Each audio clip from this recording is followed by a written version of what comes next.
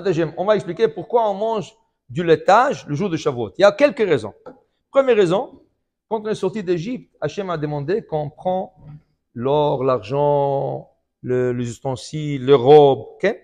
Ah, ils ont pris même des vaisselles, la vaisselle, des marmites, parce qu'ils ont dit dans le désert, on doit cuisiner. Okay? Donc, ils sont arrivés 3 mois plus tard devant le Sinaï, et là, on reçoit la Torah, et parmi les lois de la Torah, il y a le kasher. Les lois de kasher.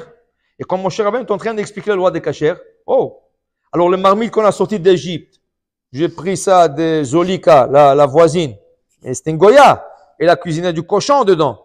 Comment je peux manger? Je peux pas manger, il faut le cachériser. Mais c'est Yom Tov, c'est Shavuot.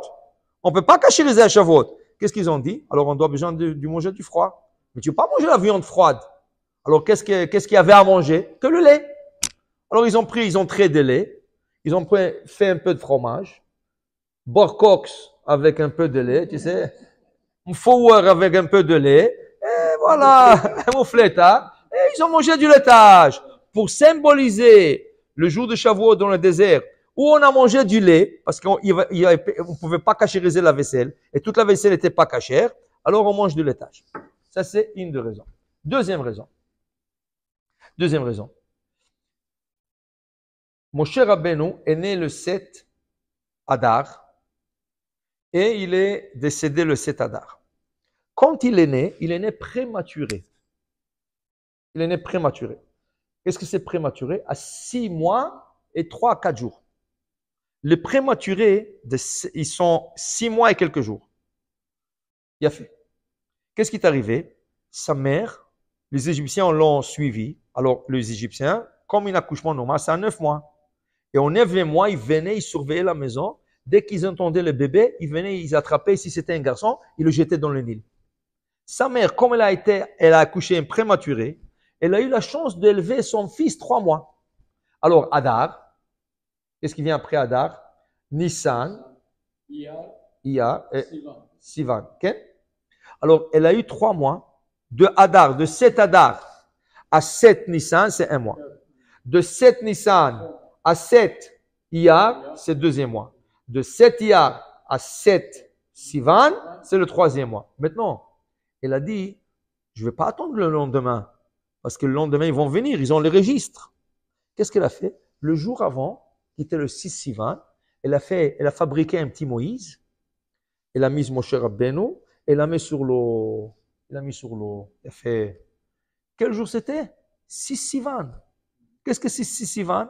C'est le jour où Moshe Rabbeinu, 80 ans plus tard, il va faire la descente de la Torah, le 6 Sivan. Qu'est-ce qui est arrivé à ce jour-là? 20 minutes après qu'il a été posé sur le Nil, sur l'eau du Nil, et sa sœur est en train de surveiller, vient la fille du pharaon, elle est venue pour se baigner sur le Nil. Il a fait. Qu'est-ce qu'elle voit? Elle voit le Moïse. Oui, il a dit à sa servante, cherchez-moi ce Moïse, emmenez ici. Elle ouvre, waouh, venez nar boché, un petit garçon. Il dit, Mialda Evrimze. Ça, c'est un petit juif là. C'était un petit juif. Elle l'a adopté. Maintenant, il pleurait. Alors, comme elle avait ses servantes avec elle, elle dit, s'il vous plaît, qui c'est qui peut me l'allaiter? Ken? Alors, eux, ils ont essayé. Et mon cher Rabbeinu, qu'est-ce qu'il fait? Il fermait la bouche. C'est pas cachère.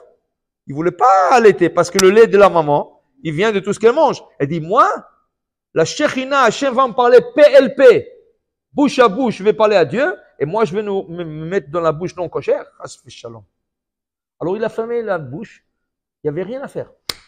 Myriam est sortie. Il a dit à la fille de Pharaon, hé, j'ai vu qu'est-ce qui s'est passé ici. Est-ce que vous voulez que je vous appelle parce que c'est un juif? Vous voulez que je vous appelle une nourrice juive? Oui, vite, va me chercher. Il pleure, il est en train de pleurer déjà 20 minutes. Vite. Il est parti chercher sa mère. Et là, la mère, elle dit, s'il te plaît, madame, nourris-le, pendant 2 ans, tu le gardes et tu me l'emmènes à 2 ans. Tout de suite, la mère a commencé à l'allaiter, il a ouvert la bouche, il a allaité. Ça veut dire que le premier lait qu'il a allaité, mon cher Rabbeinu, le kasher de sa mère, de qui il a allaité? De sa mère. Quel jour c'était? 6 Sivan. Pour symboliser ce lait kasher que mon cher Rabbeinu a goûté le 6 Sivan, nous mangeons du laitage. Ouais. Et la mère, le lait de Yocheved, c'était quoi? Halav Israël. Alors de là, on apprend qu'il faut boire Halav Israël. Hein? Non, oui. Mais ce jour-là, qu'elle a désespéré de lui. Quand elle a mis sur l'eau, c'était pour Haïm Tovim ou Shalom. Elle ne pouvait même pas voir. Alors à cause qu'il a refusé, regarde, il avait tellement faim, il a refusé de manger des Égyptiens. Comment il a eu cette intelligence? À 3 mois, il a 3 mois. Il a 3 mois. Comment il a eu cette intelligence de ne pas prendre le lait de ses femmes? Il a dit non, c'est pas cachère. À 3 mois, tu penses déjà. Ça veut dire que tu as une grande âme. Okay? Alors pour symboliser ça, qu'il ne voulait pas manger le non kosher, c'est pour nous dire à nous, attention au non kosher. Manger le kasher, halav Israël, tout ce qu'il faut. Regarde, à 3 mois, mon cher Rabbeinu est en train de penser à ça. Ça, c'est une deuxième raison pourquoi on mange le laitage le jour de Shavuot. Il y a des autres raisons, mais pour la fête. Baruch Adonai Le'olam. Amen. Amen.